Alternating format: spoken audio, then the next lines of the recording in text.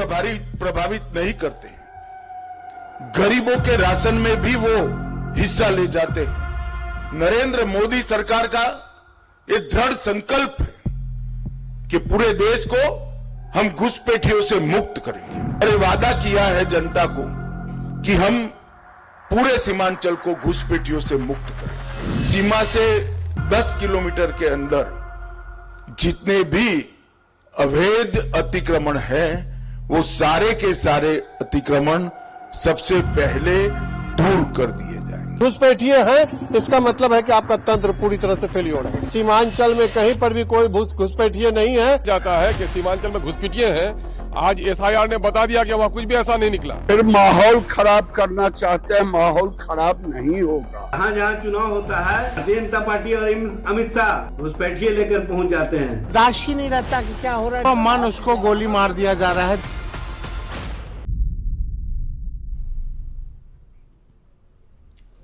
नमस्कार, मैं शेखर त्रिवेदी। ये देश हिंदुस्तान हिंदुस्तानियों का है। यहाँ हिंदू भी रहते हैं, सिख भी रहते हैं, जैन भी रहते हैं, पारसी भी रहते हैं, यहूदी भी रहते हैं, मुस्लिम भी रहते हैं। दुनिया में जितनी तरह के धर्म मानने वाले लोग हैं वो सब यहाँ रहते हैं। दुनिया में जितने देश हैं उनके लोग भी हिंदुस्तान में आते और जाते रहते हैं। यहां तक बात ठीक है।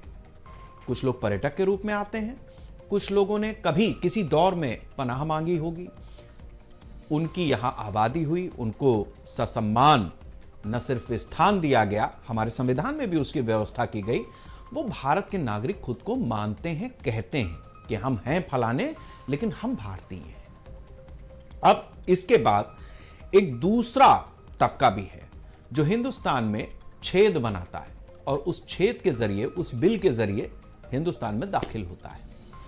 अब जब ये बिल से दाखिल हो जाता है हिंदुस्तान के अंदर, तो तमाम तरीके के कागजात बनवाने का भी क्रम शुरू होता है। ये क्रम हिंदुस्तान के असली हिंदुस्तानी करते हैं, उनसे ही करवाया जाता है। और उसके बाद फिर एक दिन ऐसा भी आता है जब देश की सरकार को लगता है, देश की आवाम को लगता है कि अरे हम तो कल तक इतने ही थे, ये अचानक रात भर में हमारे इलाके की पॉपुलेशन, हमारे बीच में ये कौन आ गए जिनका अता है न पता है।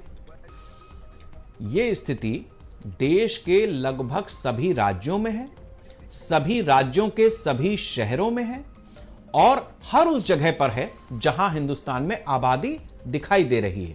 बड़ी चीज यह है कि जिन जगहों पर आबादी नहीं है वहां पर भी ये घुसपैठिए हैं। ये अब एक बड़ी चिंता का विषय है। केंद्रीय गृह मंत्री अमित शाह 3 दिन के बिहार के सीमांचल के दौरे पर हैं। सीमांचल का इलाका काफी संवेदनशील है और यह न सिर्फ बिहार बल्कि पश्चिम बंगाल में भी असर डालता है। यह वही सीमांचल है जहां पर ओवैसी की पार्टी बहुत तेजी से अपने पैर पसार रही है। लेकिन सीमांचल को लेकर एक और भी खबर है जो हर भारतवासी के लिए खतरे की घंटी है। सीमांचल में बहुत बड़ी संख्या में घुसपैठियों की एंट्री हुई है। कई मीडिया रिपोर्ट्स में इस बात का जिक्र है, दावा है कि सीमांचल की जनसांख्यिकी में बड़े स्तर पर बदलाव हुए हैं। घुसपैठ की वजह से स्थानीय स्तर पर मूल निवासियों को मिलने वाले संसाधनों का बंटवारा हो रहा है। रोटी और रोजगार तक में घुसपैठियों ने अपनी जड़ें जमा ली हैं। अब केंद्र सरकार के सामने सबसे बड़ी चुनौती है कि वो सीमांचल में घुसपैठ का समूल नाश कैसे करे। हालांकि बिहार में विधानसभा चुनाव के दौरान ही गृह मंत्री अमित शाह ने सीमांचल से घुसपैठ की कमर तोड़ने का ऐलान किया था और चुनाव के बाद भारतीय जनता पार्टी के नेताओं की तरफ से अमित शाह के दौरे को चुनावी वादा पूरा करने की दिशा में एक कदम बताया जा रहा है। लेकिन विपक्ष की तरफ से अमित शाह के दौरे को कुछ और ही एंगल दिया जा रहा है। विपक्ष का आरोप है कि अमित शाह का दौरा सिर्फ और सिर्फ बंगाल में होने वाले विधानसभा चुनाव को लेकर है। भाजपा की तरफ से बंगाल चुनाव के पहले सीमांचल के जरिए धार्मिक ध्रुवीकरण करने की कोशिश है, जिससे हिंदू मुस्लिम करके बंगाल में इसका लाभ लिया जा सके। विपक्ष की तरफ से यह भी आरोप लगाया जा रहा है कि सीमांचल पर संपूर्ण नियंत्रण के लिए केंद्र सरकार सीमांचल को केंद्र शासित प्रदेश बनाने पर विचार कर रही है, जिससे सीमांचल को दिल्ली के इशारे पर कंट्रोल किया जा सके। सीमांचल के दौरे पर पहुंचे अमित शाह ने ऐलान कर दिया कि अगर बंगाल में भाजपा आती है तो सबसे पहले बॉर्डर पर बाड़ लगाई जाएगी। सीमांचल और बंगाल से घुसपैठियों को चुन चुन कर बाहर निकाला जाएगा। घुसपैठ से पूरे बंगाल को मुक्त किया जाएगा। घुसपैठ के कारण तेजी से हो रही जनसांख्यिकी परिवर्तन पर भी केंद्र सरकार की नजर है और लगातार इस बात की चिंता हो रही है कि जिस तरीके से घुसपैठियों की आमद हिंदुस्तान में हो रही है वो आगे चल करके ना हो। केंद्र में एनडीए की सरकार से सवाल पूछे जा रहे हैं कि जम्मू कश्मीर में आतंकवादियों की तरफ से पर्यटकों की हत्याएं क्यों हो रही हैं, आतंकवादियों की एंट्री कैसे हो रही है, बंगाल के अलावा दूसरे राज्यों में घुसपैठ कहां से हो रही है। घुसपैठ एक राष्ट्रीय समस्या है जो देश के लिए घातक है। आंतरिक सुरक्षा से लेकर संसाधनों में सेंध और रोटी रोजगार जैसे अहम मुद्दे जो सीधे सीधे घुसपैठ के कारण प्रभावित होते हैं। मामला बहुत संवेदनशील है, सियासत भी चरम पर है। वजह उसकी यही है कि 2014 में जिस तरीके से हिंदू समाज एकजुट हुआ, भारतीय जनता पार्टी की सरकार बनी, उस पर मुस्लिम वोट बैंक को लेकर राजनीति करने वालों को पसीने छूट गए। एक के बाद दूसरा, दूसरे के बाद तीसरा चुनाव निकलता चला जा रहा है, लेकिन मुस्लिम गोलबंदी के बावजूद हिंदुओं की एकता की वजह से वो स्थिति ही नहीं बन पा रही है जिससे विपक्ष सत्ता तक पहुंच पाए। ऐसी स्थिति में सीधे सीधे सरकार पर यह आरोप लगा दिया जाता है कि अगर घुसपैठ हो रही है तो उसके लिए भी सरकार जिम्मेदार है, केंद्र सरकार जिम्मेदार है, और अगर घुसपैठ के बाद जिस तरीके की स्थितियां बन रही हैं उसके लिए भी सरकार जिम्मेदार है। अब केंद्र सरकार की तरफ से जब कोई कदम आगे बढ़ाया जा रहा है तो उस पर भी सियासत हो रही है। आज इसी घुसपैठ के मुद्दे पर हम बड़ी चर्चा करेंगे, लेकिन उससे पहले कुछ महत्वपूर्ण बयान सुन लेते हैं। और ये वादा किया है जनता को कि हम पूरे सीमांचल को घुसपैठियों से मुक्त करेंगे। आमतौर पर नेताओं के वादे जनता को याद कराना पड़ता है, मगर आज मैं सीमांचल की जनता को मेरा वादा याद कराने आया हूं, क्योंकि मुझे सीमांचल की जनता का सहयोग चाहिए। घुसपैठिया सीट हमारे चुनाव को प्रभावित नहीं करते हैं। गरीबों के राशन में भी वो हिस्सा ले जाते हैं। हमारी रोजगारी में भी हमारे युवाओं की सारी संभावनाओं को क्षीण करते हैं, और इसके साथ साथ राष्ट्र की सुरक्षा के लिए भी एक घुसपैठिए बहुत बड़ा चैलेंज है। और अब समय आ गया है कि समूचे देश ने हर स्तर पर काम कर घुसपैठियों से देश को मुक्त कराने का एक अभियान हाथ में लेना पड़ेगा। ये जो सीमावर्ती राज्य हैं, इसका डेमोग्राफी बिल्कुल चेंज हो गया, और डेमोग्राफी चेंज हुआ है। इसको ठीक करना, और हम लोगों ने कहा है कि बिहार से भी बांग्लादेशी को भगाएंगे और सीमावर्ती बंगाल से भी भगाएंगे। सब बंगाल के चुनाव को देकर के सब बातें की जाती है। पहले झारखंड, फिर बिहार, फिर बंगाल। इनका देश का रुपया कमजोर होता जा रहा है। ट्रम्प जो है, जो जब मन करता है अपने हिसाब से टैरिफ डाल दे रहे हैं, तो उसमें क्या क्या है? तो जिस तरीके से घुसपैठ हमारे देश में अब एक नासूर बन चुका है, उस पर केंद्र सरकार की तरफ से खासतौर से गृह मंत्री अमित शाह ने जिस तरीके से एक पहल की है, पहली बार इस तरीके का एक माहौल देखने को मिल रहा है। ये खबर भी सुर्खियों में बन रही है कि केंद्र सरकार घुसपैठियों को इस देश से बाहर करने के लिए एक व्यापक योजना के साथ क्रियान्वयन करने के लिए अधिकारियों के साथ न सिर्फ बैठक कर रही है, बल्कि उसको अमली जामा किस तरीके से पहनाया जाए, क्या क्या उसके लिए करना होगा, इसकी बाकायदा एक रणनीति तैयार कर रही है। इसमें कोई दो राय नहीं है कि जो भी दर्शक हमारा ये कार्यक्रम देख रहे हैं, उनको बहुत ही स्पष्ट तरीके से इस कार्यक्रम की शुरुआत में ही मैं पूरी जिम्मेदारी के साथ ये बता देना चाहता हूं कि अगर आप घुसपैठिए हैं, भारत में आप किसी भी तरीके से घुस के आए हैं, किसी भी तरीके से आपने अपने कागजात भी बनवाए हैं, आप किसी ऐसे इलाके में रहते हैं जहां पर बहुत बड़ा मॉब भी आप इकट्ठा कर सकते हैं, बावजूद इसके आप ये जान लें, ये समझ लें कि चूंकि केंद्र सरकार ने इस बात को अब तय किया है कि हम घुसपैठियों को बाहर करेंगे, उसके लिए बाकायदा रणनीतिक रूप से वो काम कर रही है, तो बेहतर होगा कि समय रहते आप अपने देश में वापस चले जाएं। वरना ये तय मानिए कि देश में घुसपैठियों को न तो हिंदुस्तान का आम आदमी चाहता है, वो चाहे हिंदू हो, चाहे मुसलमान हो, सिख हो, ईसाई हो, कोई भी हो, वो अगर हिंदुस्तान का है तो आप किसी भी देश से आए हैं, घुसपैठ के रास्ते अगर आए हैं, तो फिर आपकी इस देश में कोई जगह नहीं है। हमारे साथ नवीन मिश्रा जी हैं, भारतीय जनता पार्टी के नेता हैं, पश्चिम बंगाल से हमारे साथ जुड़े हैं। नवीन जी, मैं आपसे ये जानना चाहूंगा बहुत स्वागत के साथ में कि जिस तरीके से सीधे सीधे ये कहा जा रहा है कि चूंकि पश्चिम बंगाल में चुनाव है, इसलिए बिहार में चुनावी वादा पूरा करने के लिए गृह मंत्री अमित शाह पहुंच गए हैं, इस बात को आप अपने किन तर्कों के और तथ्यों के साथ में खारिज करेंगे या समर्थन करेंगे? शेखर जी नमस्कार। सबसे पहले शेखर जी बता दूं,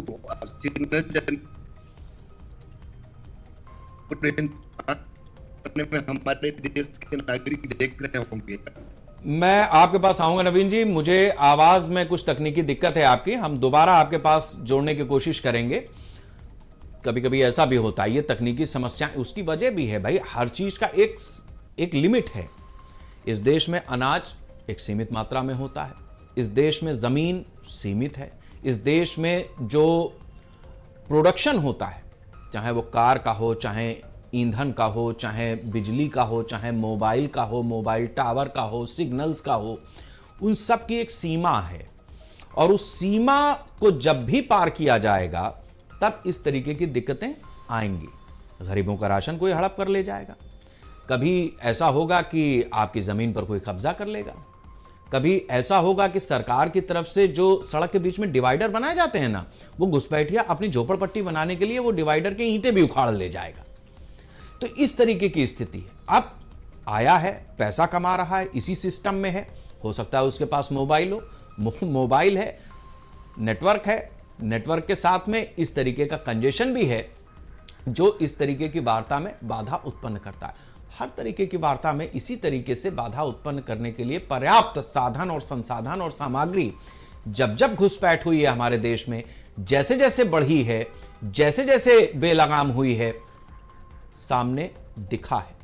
आप किसी भी शहर में रहते हो, बड़े अगर आप सुबह उठेंगे तो आपको ये जान करके आश्चर्य होगा कि जो सड़क की सफाई करने वाले कर्मी, खासतौर से जो लोग उत्तर प्रदेश में हैं, जब सुबह नगर निगम की गाड़ियां आती हैं तो उस नगर निगम की गाड़ी के साथ में जो आपके गली मोहल्ले घर से कचरा बीन रहा है, शुद्ध रूप से ये बहुत बड़ी तादाद में ऐसे हैं जो ये जानते बूझते कि वो घुसपैठिए हैं, उनके कागजात तैयार किए जा रहे हैं। ये लखनऊ का नगर निगम भी जानता है, सरकार भी जानती है, लेकिन स्थिति ऐसी है कि जब ये कानूनी दांवपेच में मामला जाता है, जाहिर सी बात है कि आप अपनी पहचान कैसे बताएंगे?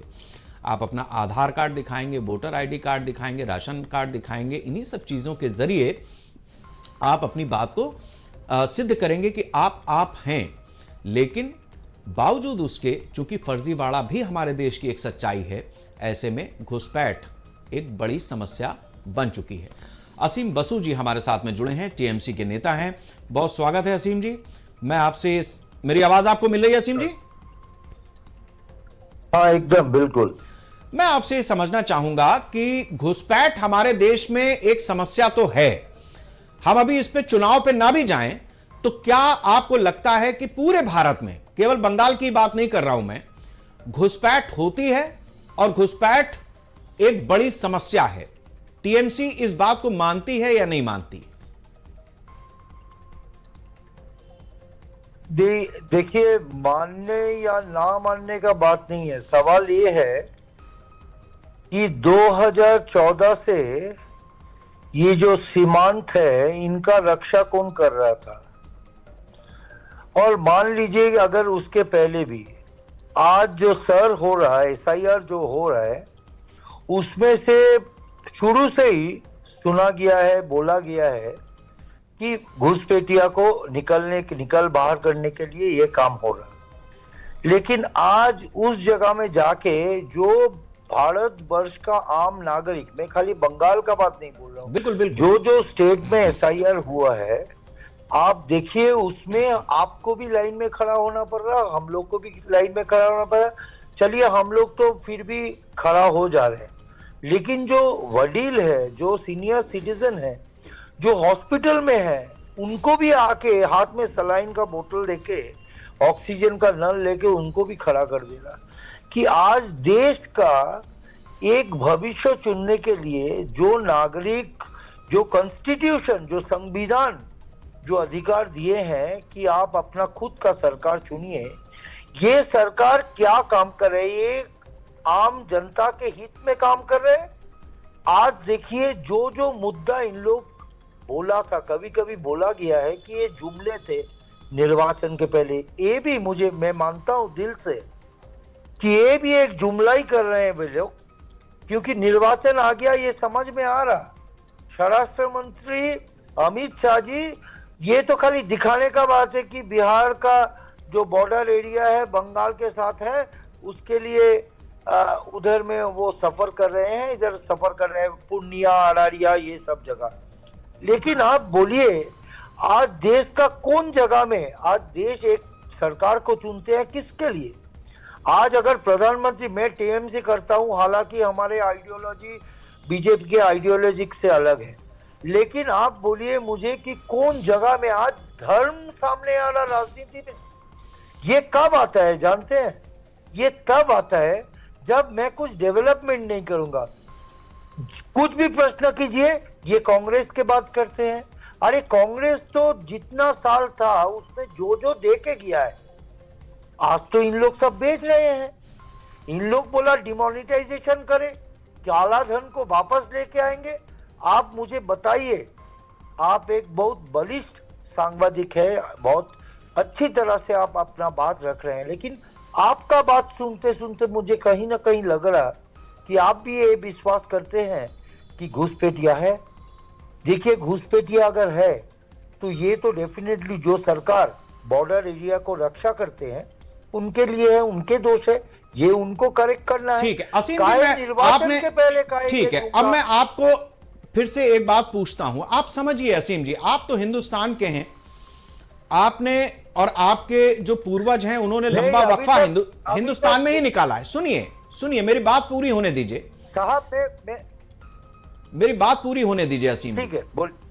देखिए हमारे या आपके पास, फर्ज कीजिए कि कोई दिन ऐसा आवे कि हम लोगों को यहां से खदेड़ा जाए, मैं एक बात कह रहा हूं, फर्ज कीजिए कि हम लोगों को अगर इस देश को छोड़ करके कहीं भागना पड़े, तो दुनिया में कोई ऐसा देश है, कोई ऐसी जगह है जहां हमें पनाह मिल जाएगी और जिसको हम अपना कह पाएंगे?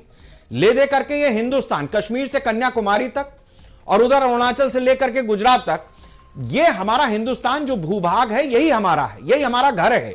वो हम चाहे पश्चिम बंगाल में हो, चाहे उत्तर प्रदेश में हो, चाहे तमिलनाडु में हो, ये हमारा घर है। अभी सवाल इस बात का है कि मैं बीजेपी या कांग्रेस या टीएमसी पे ना भी जाऊं, घुसपैठ पूरे देश की समस्या है। हर जिले में घुसपैठियों का बाकायदा एक नेटवर्क इस तरीके का है जो काम कर रहा है। हम भी फुट रिपोर्टिंग करते हैं साहब, जाते हैं फील्ड में, देखा है हमने अपनी आंख से। यह हमारे देश का सिस्टम ऐसा है कि यहां पर आधार भी बन जाता है, राशन कार्ड भी बन जाता है, वोटर आईडी कार्ड भी बन जाता है, मतलब जितने दस्तावेज हमें चाहिए हम हैं इसको सिद्ध करने के लिए, वो सब बन जाते हैं। असीम जी, ये देश ही नहीं रहेगा तो हम और आप कहां जाएंगे? और जो अपने देश से बेगाने थे वो तो पहले वहां से भागे हैं, वो तो बिल के रास्ते घुसे हैं। हम कह रहे हैं कि एसआईआर हो या ना हो, कोई तो ऐसी प्रक्रिया करनी पड़ेगी ना जिससे घुसपैठिए बाहर जाएं।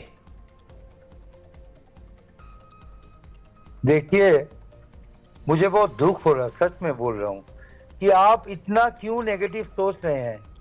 ये देश जो ब्रिटिश साम्राज्यवाद के हाथ से जब हम लोग स्वाधीनता लाभ किए हैं, उसमें आज जो लोग घुसपैठिया का बात बोल रहे हैं ना, दुख लग रहा है।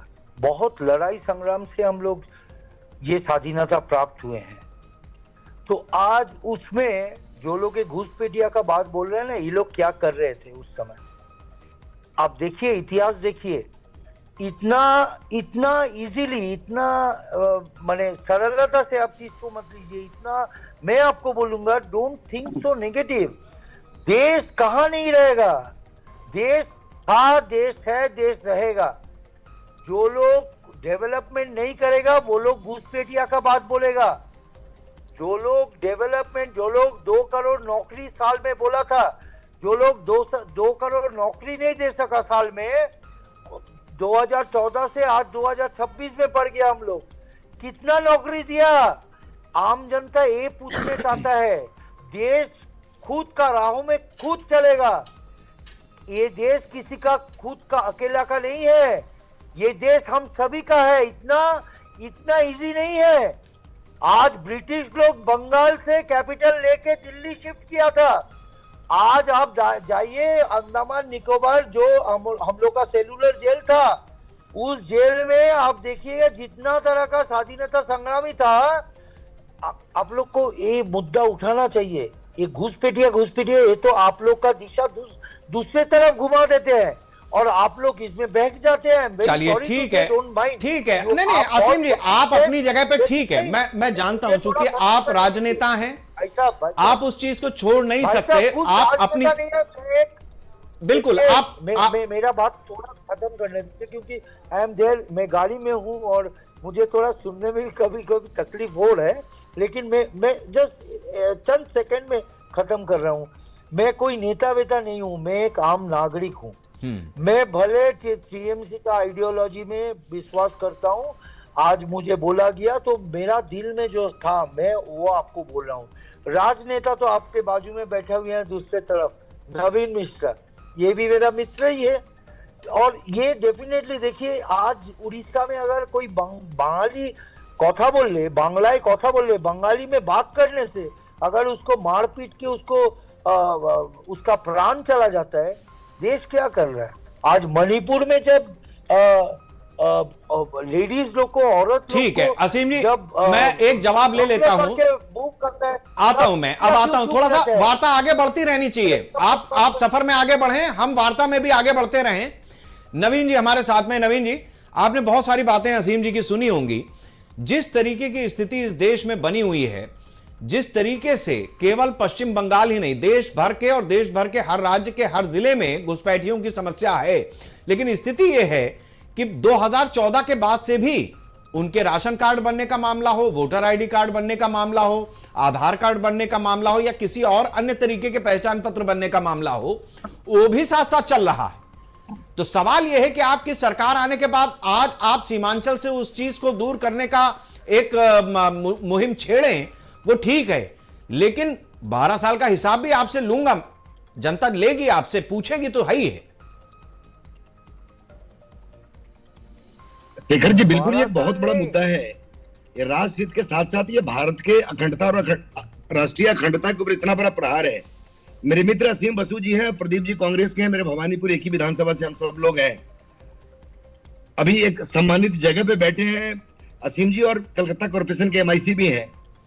आप इनसे ये पूछिए कि 2006 के पार्लियामेंट में ममता बनर्जी जी सांसद थी और ममता बनर्जी ने वाम फ्रंट गवर्नमेंट को उसी कटघरे में खड़ा किया था कि बंगाल की आबादी का 27 से 28% घुसपैठिया जो बांग्लादेश के कई रास्तों में, चाहे बिहार के रास्ते से हो, नेपाल के रास्ते से हो, चाहे बांग्लादेश के बहुत सारे इलाके उस रास्ते से, सुंदरबन के इलाके से आए थे।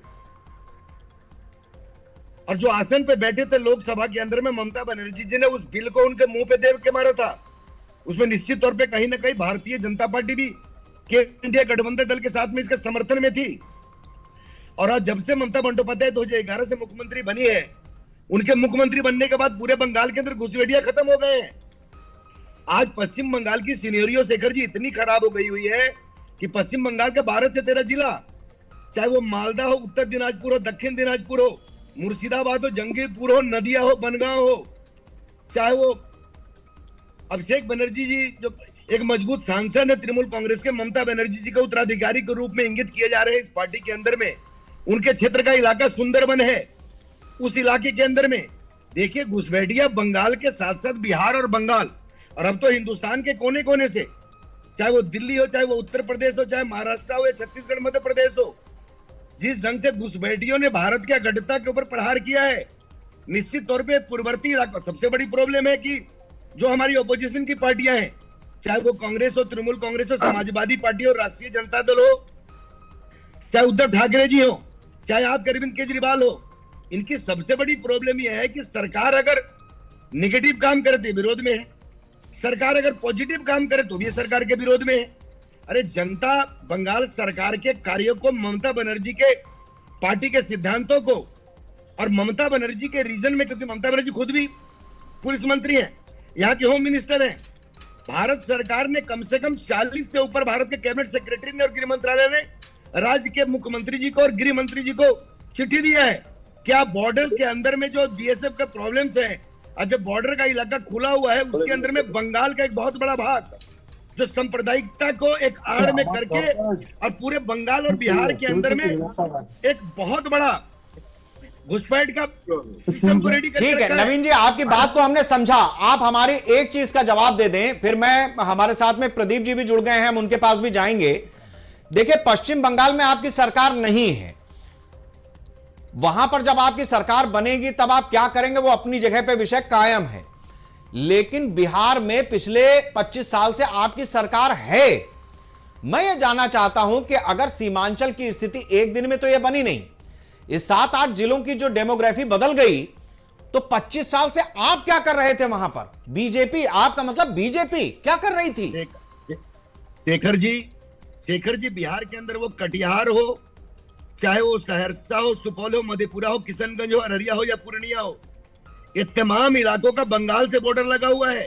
बिहार की सरकार मजबूत से कार्रवाई करती है और बिहार और बंगाल की सरकार वहां बॉर्डर खोल देती है। जब भी नीतीश कुमार की गवर्नमेंट में, जब भी वहां के चीफ सेक्रेटरी, होम सेक्रेटरी या डीजीपी ने जब भी बड़ी कार्रवाई किया, अभी आप लोगों ने देखा होगा कि एसआईआर जो बिहार में हुआ उसमें बड़ी संख्या किशनगंज, अररिया, ठाकुरगंज के साथ साथ कटिहार इलाकों के लोगों को बाहर किया गया। और जैसे ही बाहर ये एसआईआर खत्म हुआ, ठीक खत्म होने के बाद में जैसे ही बंगाल में बिहार सरकार आई और नई गवर्नमेंट का जैसे ही वो हुआ, पूरे बंगाल के तमाम बॉर्डर को ममता बंदोपाध्याय जी के सरकार ने खोल दिया। तो निश्चित तौर पे ये अखंडता और ये मामला ममता बनर्जी और नरेंद्र मोदी जी का नहीं है, ये मामला नीतीश कुमार, नवीन मिश्रा या प्रदीप जी या असीम बोस जी का नहीं है। ये मामला देश की अखंडता का है, ये देश के एकता का है, ये देश के संप्रभुता का है। इस देश में सबका समान अधिकार है, लेकिन राजनीतिक स्वार्थ के कारण, और सरकार देखिए पार्टी आएगी जाएगी, सरकारें बनेगी बिगड़ेगी। आज ममता जी कई ठीक है, मतलब उन्होंने बॉर्डर खोला, लेकिन आप बॉर्डर को अपनी तरफ से सील नहीं कर पाए, ये भी चीज आपको माननी पड़ेगी। ठीक है नवीन जी, मैं आऊंगा, इसका जवाब लूंगा। अभी मैं प्रदीप जी के पास चलता हूं। ठीक है, आते हैं, थोड़ा सा वार्ता आगे बढ़ने दीजिए। प्रदीप जी, हमने तो यह देखा कि कांग्रेस की बड़ी नेता और इस देश की पूर्व प्रधानमंत्री स्वर्गीय इंदिरा गांधी जब बांग्लादेश से घुसपैठ की समस्या ने विकराल रूप ले लिया, तो उन्होंने पूर्वी और पश्चिमी पाकिस्तान को अलग अलग कर दिया और बांग्लादेश का जन्म हो गया। यह इंदिरा गांधी के कार्यकाल में हमने देखा। इस देश को एक सौगात मिली, वो कि एक समस्या का जड़ से निदान हो सकता था। लेकिन मेरा सवाल आपसे यह है कि आज 40-50 साल उस वाकये को भी हो गए, स्थिति यह है कि जो घुसपैठ है, मतलब बांग्लादेश में उतनी आबादी नहीं होगी जितनी हिंदुस्तान में वहां से घुसे हुए घुसपैठियों की है, और वो सब बाकायदा यहां कागज पत्तर लेकर के बैठे हुए हैं। और 1971-72 के बाद भी लंबे समय तक केंद्र में कांग्रेस की सरकार रही। तो ऐसे में जो कांग्रेस नेता प्रधानमंत्री रहे आपकी सरकारों के, उनको यह समस्या नहीं दिख रही थी कि इंदिरा गांधी ने इतना बड़ा कदम उठाया, देश बना दिया उसको, लेकिन वो समस्या अगर चल रही है तो वो समस्या कैसे खत्म हो, कुछ किया ही नहीं साहब।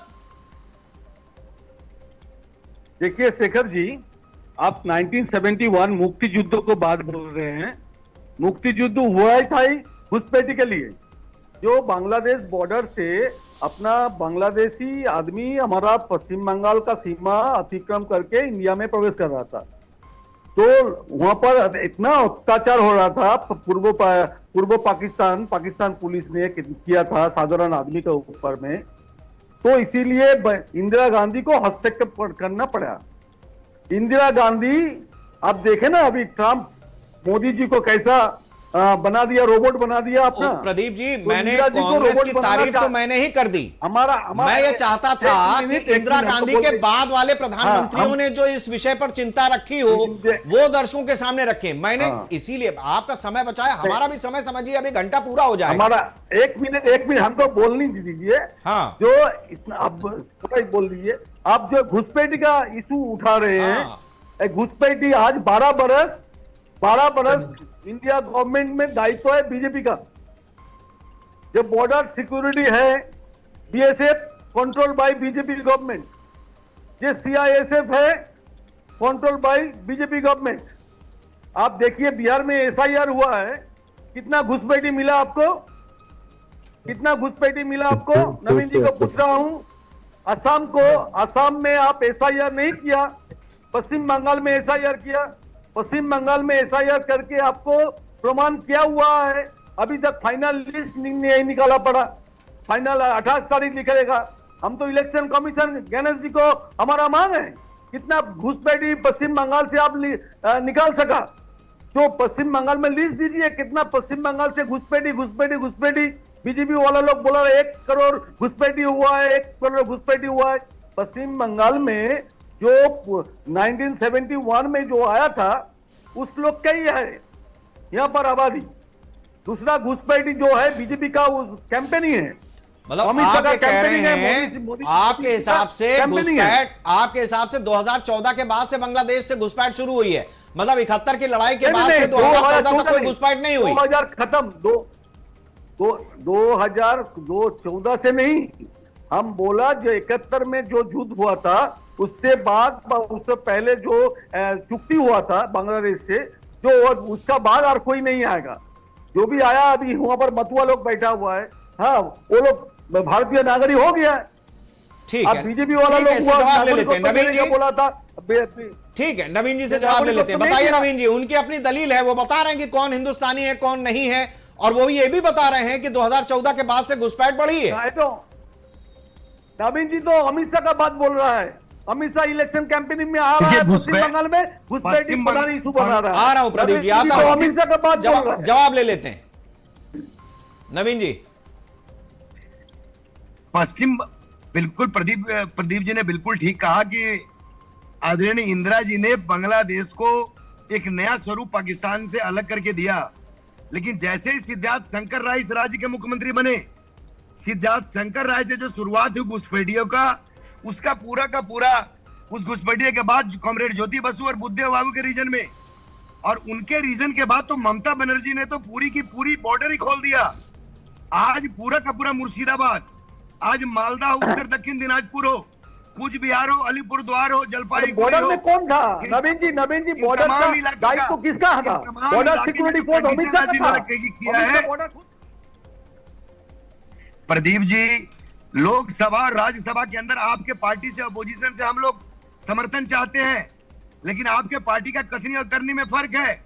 आप पब्लिक में कुछ और बोलते हैं, पार्लियामेंट में कुछ और बोलते हैं। आपको केवल एक ही काम है कि देश से नरेंद्र मोदी की सरकार कैसे जाए, भारतीय जनता पार्टी की सरकार कैसे जाए, और वही कंडीशन ममता बनर्जी जी का है। ममता बनर्जी को पूरे बंगाल में 2006 में लेफ्ट गवर्नमेंट में पूरे बंगाल में घुसपैठिए दिखते थे, पार्लियामेंट में हंगामा करने। कश्मीर तो ममता बनर्जी नहीं है, कश्मीर तो पहलगांव में ममता बनर्जी आ गई, तो आज ममता बंदोपाध्याय ये बोल रहे हैं। ठीक है नवीन जी, मैं आता हूं आपके पास। प्रदीप जी, मैं आपके पास भी आता हूं। असीम जी अपनी बारी का इंतजार कर रहे हैं, मैं ठीक है आता हूं, वार्ता आगे बढ़ने दीजिए। असीम जी, ये आरोप टीएमसी के ऊपर लग रहा है कि 2006 में जब ममता बनर्जी विपक्ष में थी तब उनको लेफ्ट की सरकार में घुसपैठिए आते हुए दिखते थे, लेकिन जब आपकी सरकार बन गई तो फिर घुसपैठिए नहीं दिखते। सुनिए ना, मैं एक चीज बोल रहा हूँ, नवीन जो बात बोल रहे हैं ना नवीन जी कि ये जो बोल रहे हैं ना कि बॉर्डर खोल दिया ममता बनर्जी, मैं उनको पूछना चाहता हूँ उनसे कि बॉर्डर क्या भारतवर्ष का, देश का, इस देश का स्वराष्ट्र मंत्री क्या ममता बनर्जी है? एक्चुअली क्या है जानते हैं, अगर घुसपैठिया उस हिसाब से बोले जैसे कि अभी बिहार का बॉर्डर में हमको मालूम नहीं क्या मुद्दा लेके ये कर रहे हैं, लेकिन चीज ऐसा है कि अगर घूसपेटिया बोले तो कितना नवीन मिश्रा, ये तो बंगाल का हम समझते हैं, ये बंगाली है मेरे लिए, लेकिन ये सब चीज होना चाहिए। घुसपैठिया एक मुद्दा है, मैं बोल रहा हूँ ना, आप जैसे नौकरी का बात पूछेंगे ना, ये लोग जवाब नहीं दे पाएंगे। निर्वाचन के पहले, अभी निर्वाचन आ रहा है, इसीलिए हम लोग बोलते हैं पोरिजाई पाखी। पोरिजाई पाखी मतलब जो पाखी सीजनल बर्ड्स, ये सीजनल बर्ड्स देश का स्वराष्ट्र मंत्री, इसका काम है आके सबका ध्यान भटकना। आप पूछिए नौकरी कहाँ गया, 2 करोड़ नौकरी 2014 से, ये लोग जवाब नहीं दे पाएंगे। आप उनको बोलिए पश्चिम बंगाल का हक का रुपया जो ये पश्चिम बंगाल से लेके जा रहा, सड़क योजना से लेके, घर से लेके, सब कुछ का 1,96,000 करोड़ का रुपया अभी नहीं दे रहा। ये लोग भाग में मारने का कोशिश कर रहा। लेकिन आप अगर कंपेयर कीजिएगा ना कि देश का जीडीपी और पश्चिम बंगाल का जीडीपी, ये लोग का मुंह काला हो जाएगा। आज जो चीज ममता बनर्जी कर रहे हैं वो चीज दूसरे स्टेट फॉलो कर रहे हैं। आप उनको बोलिए हम लोग स्वास्थ्य साथी कर रहे हैं, हम लोग सबको, आवाम को, बंगाल का सभी आवाम को चिकित्सा, health is very necessary thing. और उन लोग एक क्या बोलते हैं, क्या आयुष्मान भारत, आयुष्मान भारत, आप देखिए आयुष्मान भारत का, हाँ आयुष्मान भारत का क्या क्या होने से आपको नहीं देगा, आप देखिए। ये लोग, आप बोलिए कांग्रेस जो करके, कांग्रेस तो सबसे बुरा है। अच्छा ठीक है, आपने जो बात कही है, असीम जी आप रुकिए, मेरा बात सुन लीजिए। हाँ, थोड़ा जल्दी करें। थाना के सामने हूँ, मुझे देखिए होली का आप सभी को बहुत बहुत अभिनंदन। सामने होली आ रहा, हम भी निकल जाएंगे, थोड़ा मुझे जस्ट खत्म करने दीजिए साहब, आप कीजिए उसके बाद। लेकिन कांग्रेस बहुत गलत था, बहुत गलत है, देश के लिए कुछ नहीं किया। इन लोग क्या किया पूछिए, कांग्रेस जो करके गया है उसको बेच रहा है। शर्म का बात है, ये लोग बड़ा बड़ा बात बोल रहे हैं। उड़ीसा में बंगाल का लड़का लोग को मार दे रहा, दूसरे स्टेट में मार के उन लोग को बुलडोजर देके बाहर फेंक दे रहा, बोल रहा बांगाली भाषा माने बांग्लादेशेर भाषा। रविंद्रनाथ, विवेकानंद, असीम जी ये बताइए, ठीक है, कार कथा बोल रहे। बांग्लादेश में जो स्थितियां अभी कुछ दिन पहले बनी हुई थी, ये देश का लिए लज्जा। जब आप डेवलपमेंट नहीं कीजिएगा तब धर्म को सामने लाइएगा, यही है मुद्दा। मैं आता हूं, मैं ये जानना चाह रहा हूं असीम जी कि जो अभी बांग्लादेश में कुछ दिन पहले जिस तरीके की स्थिति बनी थी हिंदुओं के साथ में, टीएमसी का उस पर क्या स्टैंड, मतलब आप देखिए जो स्थिति वहां बनी, एक बयान नहीं आया। शेखर जी, हम रहते हैं, भारत हमारे खून से बना हुआ है। हम सभी जो इधर बैठे हुए हैं, आप जो बैठे हुए हैं, हम सभी का, हम लोग का पूर्व पुरुष का खून है इसमें, हम लोग जान दिया है इसमें। ये किसी का बाप का नहीं है भारतवर्ष, ये सोचना पड़ेगा। हम क्या खाएंगे, हम नहीं, क्या वो पढ़ेंगे? बात आपकी ठीक है, लेकिन उधर से जो अवैध चले आ रहे हैं उनका क्या करें? अरे कुछ अवैध नहीं आ रहा है आप लोग को। असीम जी, बॉर्डर की तस्वीरें तो हमने भी टीवी पे दिखाई हैं, ऐसा नहीं। असीम जी सिरे से मत खारिज कीजिए, बॉर्डर पर हमने तस्वीरें दिखाई हैं, लोग वापस जा रहे हैं, उनका इंटरव्यू लिए, उनका कहना मेरे पास कोई कागज नहीं है, नहीं बनवा पाए। नहीं, कौन बॉर्डर का रक्षक कौन है? सीआईएसएफ का किसका बात पे चलता है? सीआईएसएफ बोलिए, बीएसएफ बोलिए, किसका बात पे चलता है? स्वराष्ट्र मंत्री कौन है? अरे ममता बनर्जी है, बोल रहा बॉर्डर खोल दिया। ठीक है, इसका जवाब नवीन जी बताइए भाई, बॉर्डर पर जो सिक्योरिटी लगी है वो तो केंद्र सरकार के अधीन है, इसका सीधा एक जवाब दे दीजिए, मैं चर्चा आगे बढ़ाना चाहता हूँ। असीम जी, नहीं नवीन जी कुछ बोल नहीं पाएगा। नवीन जी दिल्ली, उड़ीसा, मैं भी सुन लेता हूँ। बिहार, यही सब हिंदुओं की हत्या। नवीन बहुत अच्छा लड़का है। नवीन जी मेरा सवाल स्पेसिफिक है, ठीक है असीम, मैं आता हूँ। नवीन जी बड़ा स्पेसिफिक सवाल है, नवीन को मत बताइए, स्पेसिफिक सवाल है, केंद्र सरकार के अधीन जो एजेंसियां हैं उनको बॉर्डर पर सिक्योरिटी करनी है। हिंदुओं ने मालदा में जाके शरण लिया। उस समय राज्य की मुख्यमंत्री कहाँ थी? उस समय असीम बोस जी कहाँ थे? उस समय ममता बनर्जी ने इस्तीफा क्यों नहीं दिया? उस समय चीफ सेक्रेटरी होम सेक्रेटरी कहाँ थे? डीजीपी क्या कर रहे थे? एसपी मुर्शिदाबाद, कलेक्टर मुर्शिदाबाद कहाँ थे जब बहनों का रेप का प्रयास हो रहा था, पुलिस को मारा जा रहा था, हिंदुओं की हत्या हो रही थी? मैं ये कह रहा हूं, बहुत बड़ा चिंता है। मेरा ठीक है नवीन जी, मैं समझ गया आपके पास से जो जवाब आ रहा है। असीम जी आपके पास से भी मैं समझ गया। प्रदीप जी एक सेकंड, हाँ बोलिए। घुसपैठिया का समर्थन करना तृणमूल कांग्रेस के खून में चला गया है। ठीक है नवीन जी, आता हूं मैं आपके पास। सरकार बना 2000 असीम जी अपनी बात रखें आप। और अब क्योंकि उनकी सरकार चलने वाली है, बंगाल में तृणमूल का सफाई होने वाला है। हाँ बोलिए। सनातनी संस्था मेरा बात सुनिए। इनको राष्ट्र के लोकतंत्र से मतलब नहीं है, इनको भारत के संविधान से मतलब नहीं है। स्वाधीन होने का 50 साल बाद उन्होंने भारत पताका उठाया। ये लोग ब्रिटिश का दलाली किया है। ये जो आरएसएस बोलिए, बीजेपी बोलिए, ये लोग ब्रिटिश। चलिए ठीक है नवीन जी, मैं आता हूं आपके पास। असीम जी आपके पास भी आता हूं। प्रदीप जी मैं आपसे ये समझना चाहूंगा। ठीक है, पूछने का दिया था, पूछने था। ठीक है असीम जी आता हूं मैं।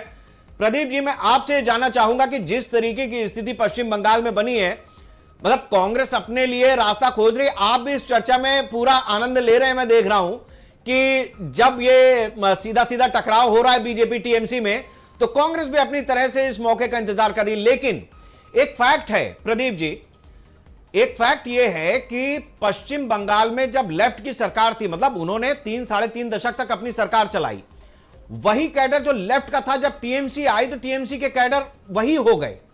अब जब बीजेपी अपने लिए वहां जमीन तैयार कर रही है, बहुतायत में ऐसे लोग हैं, पिछले चुनाव में भी हमने देखा, जो इनकी पार्टी ज्वाइन कर लेते हैं। यानी पूरा एक इकोसिस्टम, अगर आप इनकी जगह होंगे तो आपके साथ में भी वही इकोसिस्टम काम करेगा। यानी ये पूरा एक सिस्टम है जो पार्टी हाईजैक कर रहा है, और पार्टियों को यह लग रहा है कि सरकार उनकी है, सिस्टम उनका है। प्रदीप कथा बोलिस ना, एक सेकेंड। शेखर जी मुझे आज्ञा दीजिए, मैं थोड़ा मीटिंग में घुस रहा हूँ। नवीन थैंक यू, भालो थेको भाई। प्रदीप अच्छा रहो। शेखर जी आपको भी बहुत बहुत होली का अभिनंदन। Thank you. चलिए ठीक है, धन्यवाद। प्रदीप जी हेलो। हाँ सर जी, शेखर जी जी जी हमारा फोन आ रहा है, एक मिनट। हाँ एक मिनट। हेलो प्रदीप जी आप अपनी बात हेलो, रखें। सुन रहे हैं सर जी? हाँ सुन रहे हैं। हमारा बात सुनाई दे रहा है? बिल्कुल सुनाई दे रहा है। हमारा बात सुनाई दे रहा है? हाँ जी सुनाई दे रहा है। आप जो बोले साढ़े 3 दशक सीपीएम का सरकार था पश्चिम बंगाल में, तो सीपीएम वाला लोग जो कैडर था, जो लीडर था, मैक्सिमम ज्वाइन कर गया तृणमूल कांग्रेस में। जो समर्थक था वो लोग 2021 में स्लोगन उठाया था, पहले राम पीछे बम। समर्थक जो है सीपीएम का समर्थक सब बीजेपी में टर्नओवर करके गया था। कांग्रेस का वोट तो टीएमसी हाईजैक कर लिया था, सीपीएम का वोट सब बीजेपी ने हाईजैक किया। तो आप जो बोल रहे थे पश्चिम बंगाल में कांग्रेस को तोड़ा गया, तृणमूल कांग्रेस के ओर से कांग्रेस को तोड़ा गया।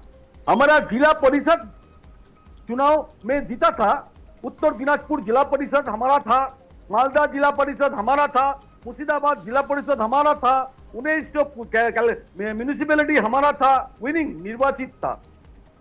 वो तोड़ा गया है, तोड़ के तृणमूल कांग्रेस अपना तरफ खींच लिया है। लेकिन जो अभी 50 साल पश्चिम बंगाल में कांग्रेस क्षमता में नहीं है, फिर भी 50 साल का बाद हमारा पश्चिम बंगाल में कांग्रेस प्रासंगिक है। इसीलिए है कांग्रेस आम आदमी का साथ है।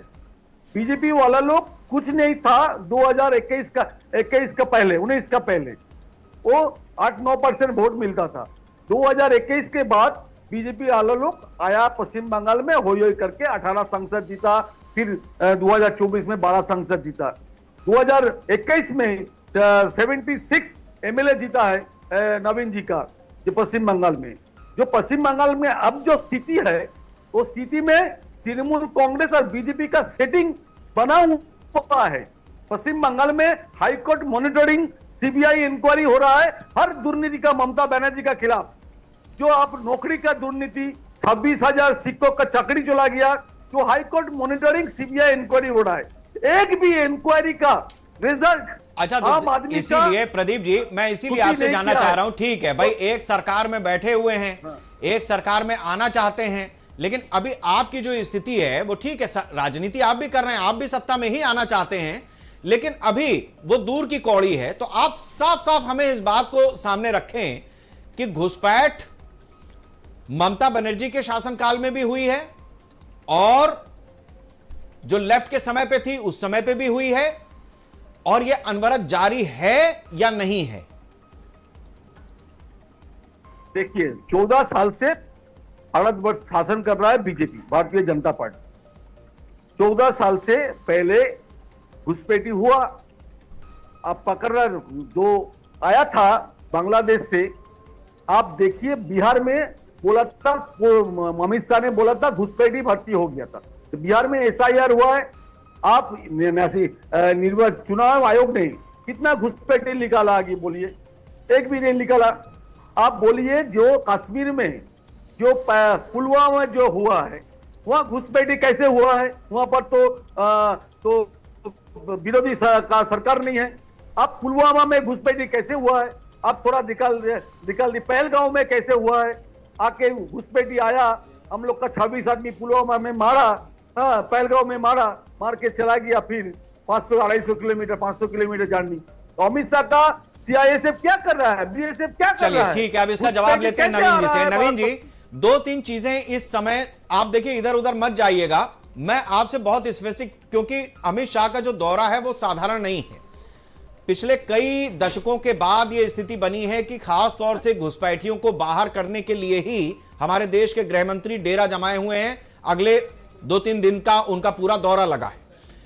क्या आपको लगता है कि एसआईआर की जो प्रक्रिया बिहार में चली उससे घुसपैठिए मतलब कितने गए, कुछ कोई आंकड़ा तो होगा? शेखर जी, दो चीज है, समझने की कोशिश करेंगे। एक तो घुसपैठी की बड़ी तादाद थी, वो तादाद वोटर लिस्ट में बदला, और एक घुसपैठी की बड़ी लिस्ट थी जो वोटर लिस्ट में नहीं बदला। वो केवल वहां की जो सरकार थी, चाहे राष्ट्रीय जनता दल की सरकार ही या बंगाल में तृणमूल कांग्रेस की सरकार, ये जो अनलीगल वोटर थे, मृत्यु किए हुए वोटर थे, कम से कम एक, आप अभी देखे होंगे कि बंगाल के अंदर में करीब 60 लाख के आसपास में जो लोग 2002 से लेकर के और 2024 कर 24 साल के अंदर जो मृत्यु लोक में गए हुए लोग हैं, ये लोग चुनाव के अंदर के दिन बड़ी संख्या में, चाहे वो कब्रिस्तान वाले लोग हो या स्मशान घाट वाले लोग हो, ये लोग आराम से चुनाव के दिन आते हैं, नमाज पढ़ते हैं, मंदिर में पूजा करते हैं, खाना खाते हैं और वोट देकर के फिर स्वर्ग लोक में चले जाते हैं। इस बार एसआईआर में इलेक्शन कमीशन ने स्वर्ग लोक का द्वार ही बंद कर दिया है। यही कारण है कि बंगाल में तृणमूल कांग्रेस की जो नेत्री ममता बनर्जी है और उनके सरकार के जो लोग छटपटाए हुए हैं, क्योंकि इस बार जो उनके सरकार बनने का, अरे तो एसआईआर की प्रक्रिया नवीन जी मुर्दों के लिए की गई थी या जो जिंदा घुसपैठिए हैं जो पश्चिम बंगाल से घुसते हैं और देश भर में जाके अपने ठिकाने बनाते हैं, डिवाइडर के ईंटें उखाड़ते हैं, अराजकता फैलाते हैं, सफाई कर्मी के रूप में शहर शहर घूमा करते हैं, उनको बाहर करने के लिए? मतलब ठीक है मुर्दे अरे मुर्दे तो चले ही गए थे, वो तो गलती थी, अभी जिंदा कितने बाहर हुए? शेखर जी, 2 सिस्टम था। 28 तारीख के दिन आप आने दीजिए, 1 करोड़ की जब लिस्ट देखेंगे बंगाल में तो आपको पता लगेगा कि बंगाल में कितनी बड़ी आबादी घुसपैठियों की थी जो बांग्लादेश के बॉर्डर से आते थे, सांप्रदायिकता फैलाते थे, बंगाली हिंदुओं पे अत्याचार करते थे, लव जिहाद करते थे, हमारी बेटियों के ऊपर अत्याचार करते थे और डरा करके सरकार को जो